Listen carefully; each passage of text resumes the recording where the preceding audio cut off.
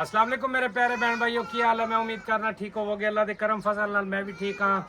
तुसी मेरा चैनल देख रहे हो उमर दी धरती। मेरा नाम है उमर खान। मेरा टेलीफोन नंबर है 0300 732 8341।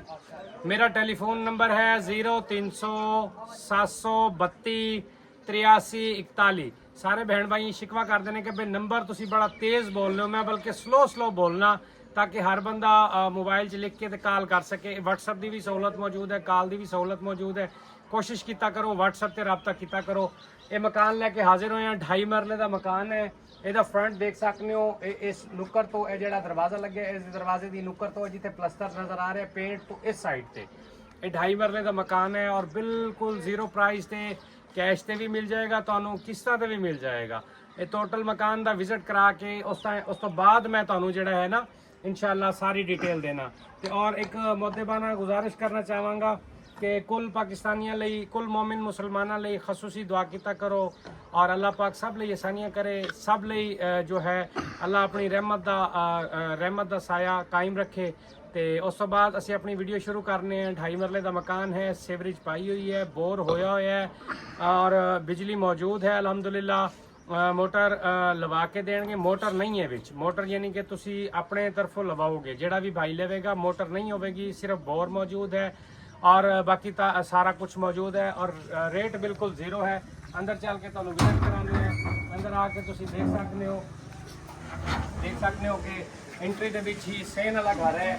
बस वो गन सैन मचा है, मतलब किराएदार जिमें तुहानू पता है घर का हशर करते हैं। इस चीज़ तो तुसी बखूबी वाकिफ हो।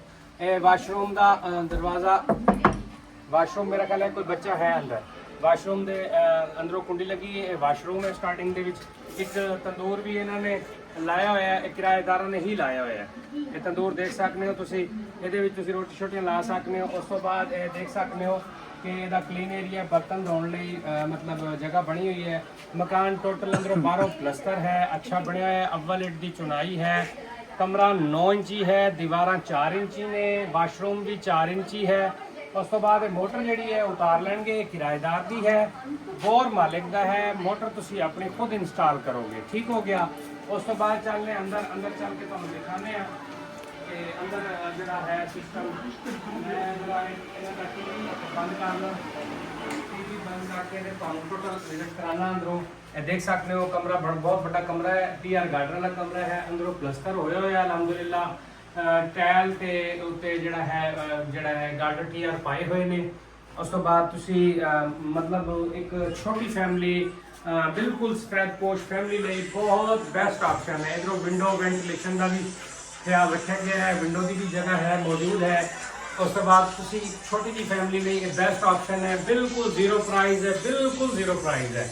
उस तो बाद मैं तुहानू कहना चाहांगा कि इसका मैं तुहानू मुकम्मल डिटेल देना जी मतलब इसका प्लान होगा किस तरीके नाल, जिस तरीके नाल तुसी लेना चाहो उस तरीके नाल तुहानू मिल जाएगी, उस तरीके नाल तुहानू मिल जाएगी। तो उस तो बाद प्लाई वाला दरवाज़ा लगे हुआ है, अच्छा काम होया है, मतलब चौकाट लगी हुई है अच्छी।